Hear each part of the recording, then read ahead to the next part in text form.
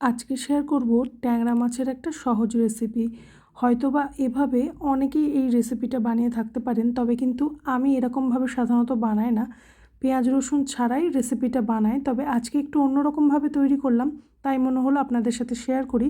আর যেটা খেতে কিন্তু গরম ভাতে জাস্ট অসাধারণ লাগে।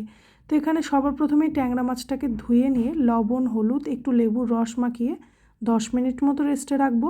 এখানে আমি সবজিতে নিয়েছি একটু কাঁকরোল। তো কাঁকরোলটাকে আমি এরকম সরু লম্বা আলু ভাজার মতো করে কেটে নেব।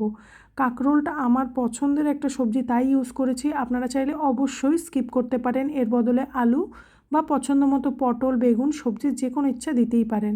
এবার একটা ফ্রেশ মশলা বানাবো। মিক্সিং জারের মধ্যে একটা পেঁয়াজ, বেশ কয়েক কোয়া রসুন, 1 চামচ মতো জিরে, একটা বড় সাইজের টমেটো দিয়ে খুব ভালো করে একটা স্মুথ পেস্ট বানিয়ে নেব। কড়াইয়ের মধ্যে সর্ষের তেল গরম করে নিয়ে এই পেস্টটাকে অ্যাড করে দেবো। এবারে পেস্টটাকে একটু নেড়েচেড়ে খুব ভালো করে কিন্তু কষিয়ে নিতে হবে। বেসিক গুঁড়ো মশলার মধ্যে শুধুমাত্র অ্যাড করব লবণ, একটু কাশ্মীরি লঙ্কার গুঁড়ো, হলুদ গুঁড়ো আর 2-1 দানা চিনি। চাইলে চিনিটাকে অবশ্যই স্কিপ করতে পারেন। এবারে খুব ভালো করে মিশিয়ে নিয়ে মশলাটা কিন্তু ভালো মতো কষিয়ে নিতে হবে। আচ্ছা, অবশ্যই মধ্যেখানে কেটে রাখা কাঁকরোলগুলোকে অ্যাড করে দিয়েছি। একটু নেড়েচেড়ে গ্যাসের ফ্লেমটা এবার লোতে রেখে ঢাকা চাপা দিয়ে কিন্তু রান্না করে নিতে হবে।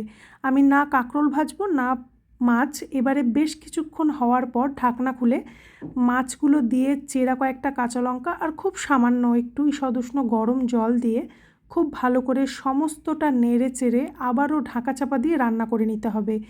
এবারে ঢাকা দিয়ে রান্না করাতে কাঁকরোল, মাছ সমস্ত কিছুই সেদ্ধ হয়ে যাবে। এবারে একটু নেড়েচেড়ে এর মধ্যে দিয়ে দেবো বেশ খানিকটা কাঁচা সর্ষের তেল।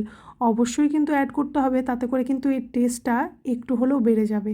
এবারে আবারও ঢাকা চাপা দিয়ে একদম মশলাটা থেকে তেল বেরিয়ে আসা পর্যন্ত রান্না করে নিলেই কিন্তু ট্যাংরা মাছের এই রেসিপিটা রেডি। কেউ চাইলে অবশ্যই শেষে একটু ধনেপাতা কুচি অ্যাড করতে পারেন।